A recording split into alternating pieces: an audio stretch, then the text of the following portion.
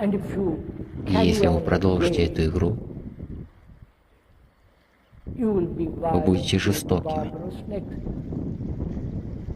дикими в следующий день. Итак,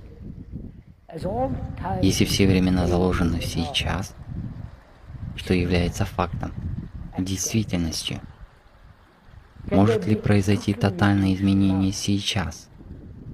Во всем нашем поведении, в том, как мы живем, думаем, чувствуем. Не быть американцем, индуистом, никем.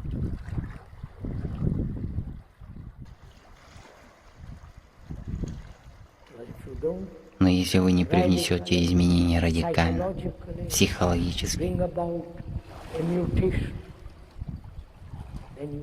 тогда вы будете точно такими же, какими вы были в прошлом.